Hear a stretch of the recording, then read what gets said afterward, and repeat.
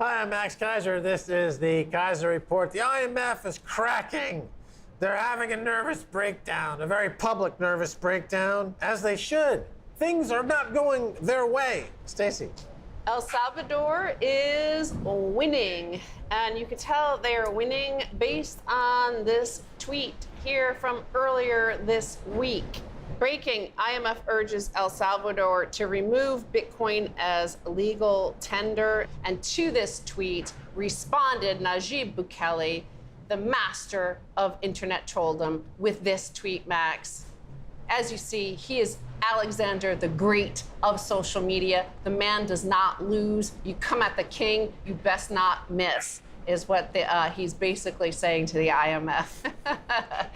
So, Max, the point is what the IMF is doing is they're really against the volcano bond in particular. They do not want to see independence. They do not want to see sovereignty in any nation on earth, that they must all kowtow and bend the knee to the IMF and their bureaucrats who think they know better than everybody else, including the most popular elected leader out there in the universe at the moment. Right. Well, El Salvador and countries around the world are begging the IMF to remove fiat money from their program.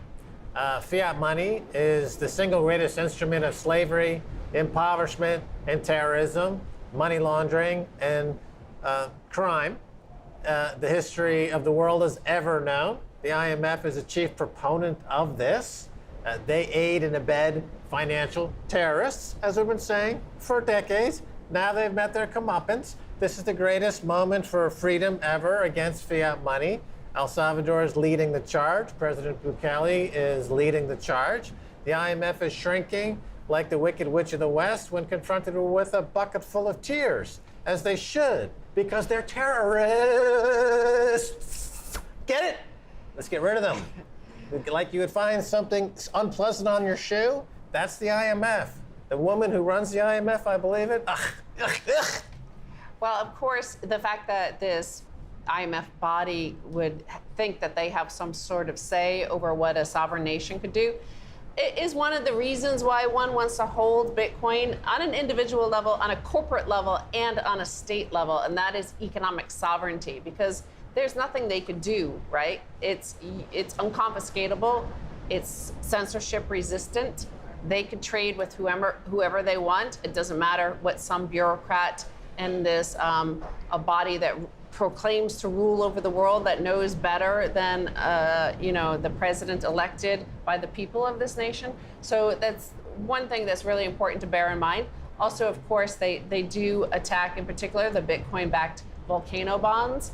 And that is going to build out the infrastructure. That bond, the first $1 billion, will go towards building out the infrastructure in which they can mine Bitcoin. So using geothermal energy, they have megawatts of stranded energy here in El Salvador, which cannot be used for other purposes, but which could be used to mine Bitcoin.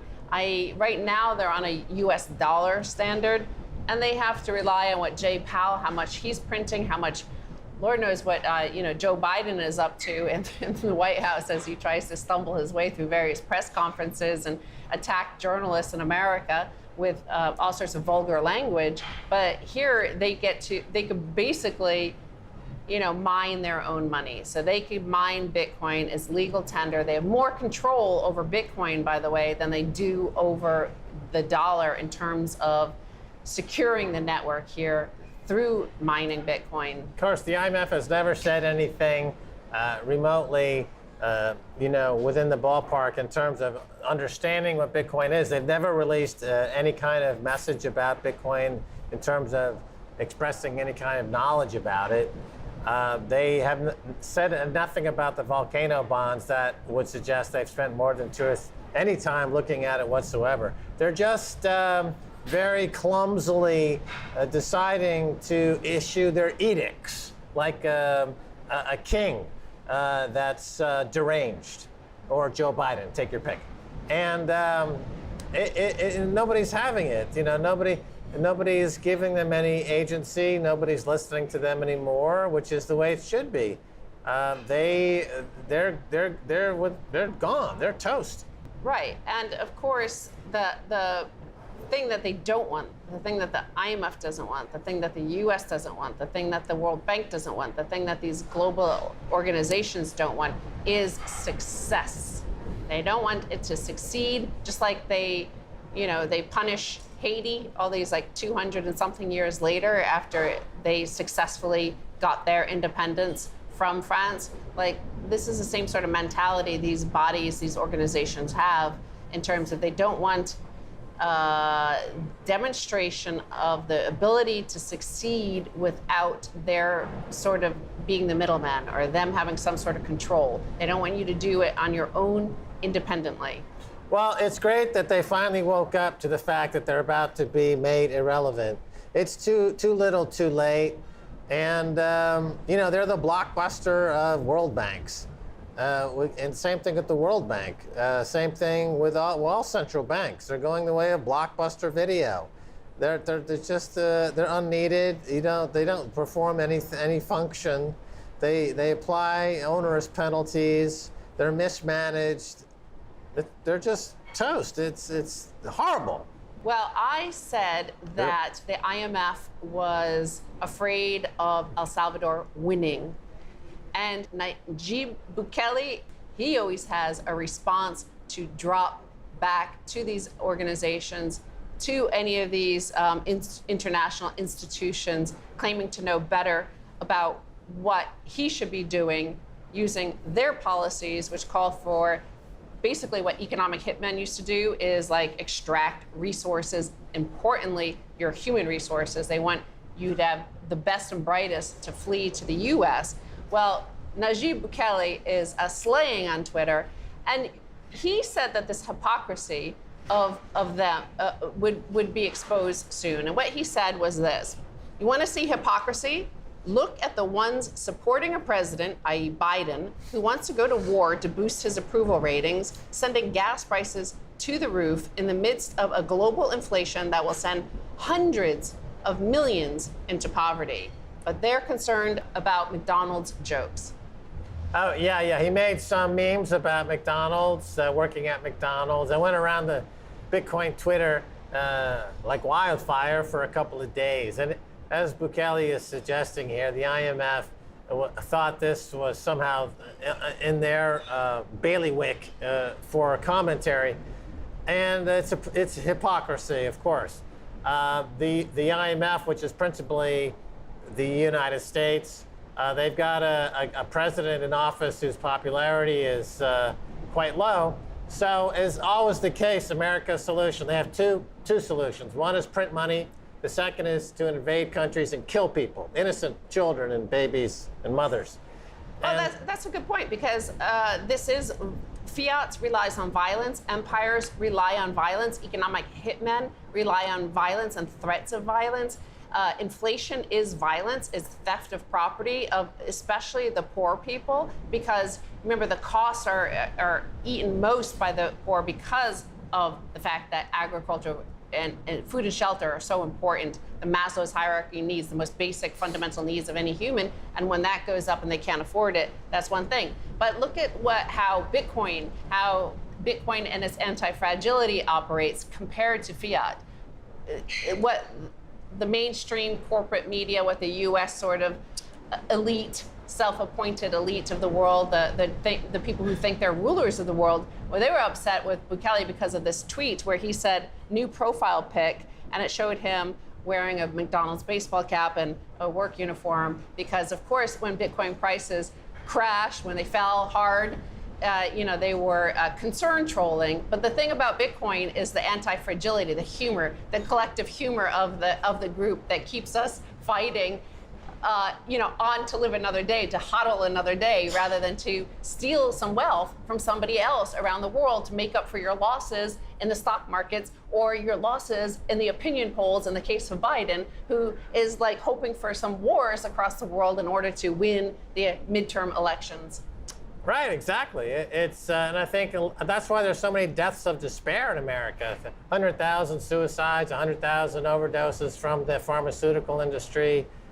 And because a lot of people understand that America's only role in this world is to A, print money and cause inflation and bankrupt people, or invade countries, kill mommies and children. That seems to be their only two buttons they know how to push. The Hollywood cultural war is being lost by China. China is now a bigger output of movies, and they're doing it based on the Chinese propaganda model, not the Hollywood propaganda model. So there's nothing left in the U.S. except some old Ronald Reagan speeches and maybe some Barnum and Bailey apparatus left over from when the circus was in town. But that's about it, folks. Game's over. By the way, whatever happened to the aliens? Remember, like 6 months ago, they were talking about some alien invasion in order to try to boost their ratings, and then now we're like pushing for multiple fronted war around the world, and we have like escaped monkeys infected with Lord knows what running around in Pennsylvania, and you know, it feels like the entropy is getting real. The fourth turning is happening. All the stuff we talked about, them trying to taper a Ponzi, the Ponzi scheme started to fall apart as soon as they said that they were going to taper, and they convinced people they were going to taper. And what happened is markets soared as soon as they said we might not taper, because Max always says you can't taper a Ponzi. No, yeah, exactly right. Of course, there will be no raises in interest rates. You can't taper a Ponzi. But a lot of people, including like Paul Krugman and others, they're propagandists, so they repeat this like, oh, taper's coming, and people sell their stocks off, and then they say, oh, no, taper's coming.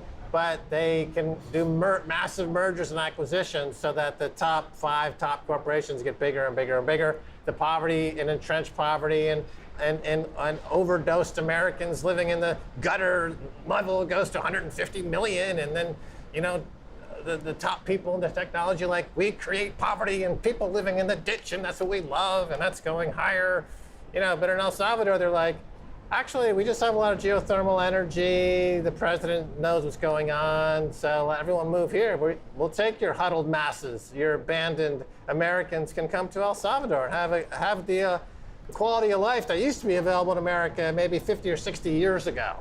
Right, and this is a great point to end with this great tweet from Stephen Cole. The IMF doesn't want the world to see how much better life can be on a Bitcoin standard. Stay strong, El Salvador. You don't want to end up like Los Angeles or San Francisco, or the increasing murder rates over there, and the homeless people, and the public defecation, and the looting across the landscape, looting all of the trains, and we don't want that.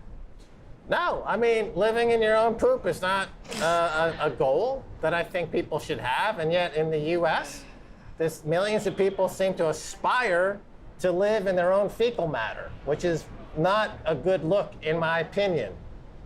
Anyway, we're going to take a break. And when we come back, much more coming your way.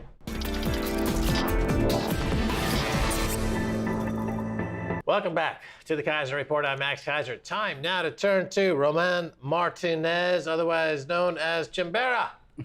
Roman, welcome. Thank you. Thank you for having me today, and thanks for being here in El Salvador. Yeah, we're having a great time. Now, Roman, the IMF is concerned, very concerned about Bitcoin in El Salvador. You are one of the 4 guys right here in Bitcoin Beach, El Zante, who helped spark the hyper-Bitcoinization revolution.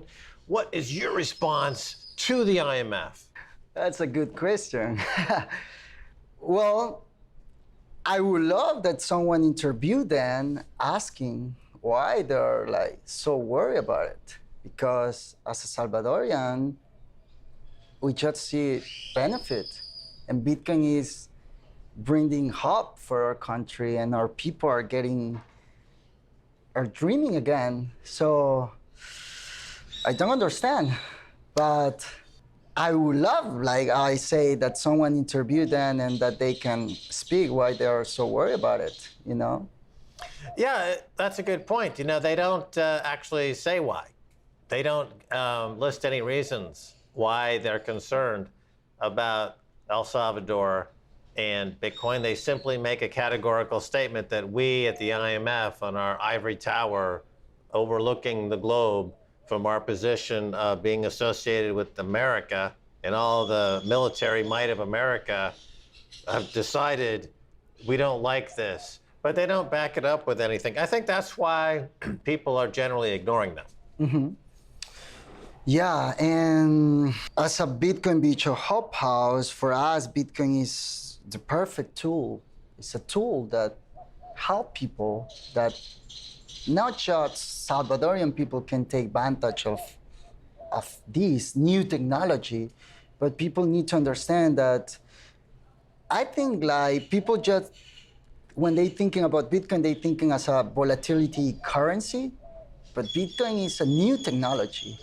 It's a monetary network that is helping the 70% of the Salvadorian people that were unbanked before Bitcoin. Yeah, the number of people with Bitcoin wallets now far exceeds the number of people who had bank accounts in total. All Yeah. Salvadorans with bank accounts, when you add them together, is less now than the number of people in El Salvador with Bitcoin wallets or Bitcoin bank accounts. So it numbers in the many millions, 4 million and counting.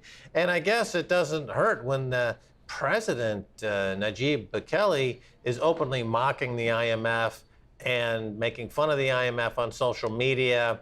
And this has got to be a bitter blow to the IMF because they are literally being laughed off the world stage. He's your president. What do you think when you see something like that? I think he's great, but how I always say, like, I can speak as a Salvadorian, as a person that see all the benefit that Bitcoin is bringing to our country. Before Bitcoin in El Sonte, the majority of the people didn't have access to the simple bank account. The majority of the people cannot transact digitally. The majority of the people never had the chance to buy like an active for the first time in their life. And now we see all these benefits happening in our country, now in El Salvador. So how I say, my point of view and what I'm telling you now is the benefit that I see that our country is taking from this new technology that El Salvador doesn't invent, but that we're taking advantage of that because it's there and we can use it, to empowerment our people, to giving access to people that never had access before. And now it's here, helping our country. The narrative of El Salvador is already changed. And so... Yeah, well, let's look at some of the numbers here. Again, the IMF, they don't seem to have any clue what's happening. Let's just look at some of the numbers. So El Salvador is going to have the best GDP growth ever in the past 30 years, over 10%. They're on track next year doing 20%. Tourism is up something like 500% or more. Mm-hmm. The property market, the real estate market here in El Zonte and around this area. What's the real estate prices? If I'm not mistaken, they're absolutely zooming. Am I right? It's crazy. Maybe there are two things that we started like seeing directly, like impacting directly in our economy, and it's tourism and real estate, the market of real estate. But what is more impressive to me is to see people from all over the world considering now El Salvador as the place that they want to live. Families considering El Salvador as the place that they want that their kids growing here. Yeah, it reminds me of California in the 1950s. A lot of families moved to California in the 1950s because of great weather. It was a lot of great jobs. It was after World War II. America was booming. It was the American century. Here in El Salvador, it's after the Civil War. You've got a brilliant leader with Bukele, and the opportunities are enormous, and families are moving here, and it's a great family environment. And as you point out, the economy is absolutely booming. Tourism is booming. The property market is booming. And, this is something that is also happening in Bitcoin City. So Bitcoin City is already, the property market surrounding the location for Bitcoin City in the east, mm-hmm. It's already booming. And how do you think Bitcoin City will impact the economy? What we know so far is that it'll be designed in such a way where there's no capital gains tax, no property tax, no income tax, no payroll tax. It'll be supported with value-added tax. and it'll be built out in part by the new volcano bonds. What are you hearing about Bitcoin City since the announcement? What's the latest?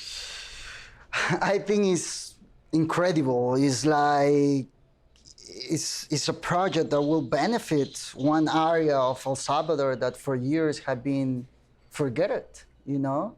And El Salvador needs this kind of project to attract. Bitcoin City is the project that is attracting all the smarter people in the world that now want to come here. And when people say like El Salvador can be the new Singapore of Latin America, of America, is thanks to that. People want to come here thanks to Bitcoin City, thanks the president. He's doing a great job leading our country. This is my perception as a Salvadorian, you know? Now, before Bitcoin, actually, you were already involved with education and also developing for the next generation a feeling of hope and enterprise in the future. You have the four pillars, as I recall. This is before Bitcoin showed up, and the four pillars: education, recreation, spiritual, and empowerment. Right. So, this is something you came up with, and you were putting this forward, and you were getting some attention and some traction. And then Bitcoin must have seemed like a dream, because it makes all that, actually gives it wings. Exactly. So Bitcoin Beach is a team of Mike Peterson, Jorge Valenzuela, Irving Palma, me, and our team is more bigger now. And Bitcoin had been the tool before Bitcoin became a legal tender in El Salvador. Bitcoin was the tool that made El Sonte dreaming, that give to El Sonte the chance, that put El Sonte and El Salvador in the radar of everyone around the world. And now, how I say it, like, Bitcoin works really well in our community, and everyone can come to Sonte and can live the experience. Like, since we started talking about Bitcoin in our community, and see it now, people purchasing properties, houses in Bitcoin. So it's in 2.5 years, we moved it from sitting with the first merchants in Santa to explain them, to educating them about Bitcoin. And now we're passing to people from all over the world coming to El Salvador to purchase property in Bitcoin. This is incredible. Like, for me, it's crazy to see this just in 2.5 years. Imagine what's gonna be in 10 years. Yeah, I guess on the other side of the coin, one has to start to think about what would be the risk of too many people showing up, too much money showing up. And do you think that in a few years' time, we'll look back to today and see it as a kind of a golden period where before it became hyper commercialized? Do you think that's a possibility or a risk, or what are your thoughts on that? I think everything can happen, right? And Bitcoin make people dream. Well, let's talk about Mike Peterson. He's been here a long time, many years, and he seems as a guy who's very aware of what might be the problems of too much growth, and he is actually building a lot of homes, affordable homes, accessible homes. And we also see that in San Salvador, where home projects are being constructed, again, with Bitcoin in mind, Bitcoin enabled. So there is initiatives by the government to, I think, make sure that the growth is, let's say, even. Yes. Evenly distributed, and you have it doesn't lose the character. And do you feel confident? Do you feel like this is going to be the situation? Yeah, I'm really positive, and I think like Bitcoin, I always say that most of the Bitcoiners, like, when you build something in Bitcoin, or you're a Bitcoiner, or you're trying to build like a company, you're thinking first and benefit others. In that sense, is what I see in here. I see our country growing in the private sector because there are many opportunities to build everything here. And one of the projects that I would love to touch is like a project that New Story is working here is a charity, and they're like building homes for all the local people here that they can afford, and they can have loans. They can pay the loans in Bitcoin.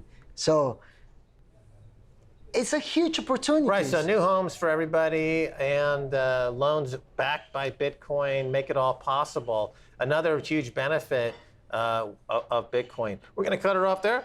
Thanks so much for being on Keiser Report. You. All right, and that's going to do it for this edition of the Keiser Report with me, Max Keiser, and Stacy Herbert. We want to thank our guest, Roman Martinez. Until next time, bye, y'all.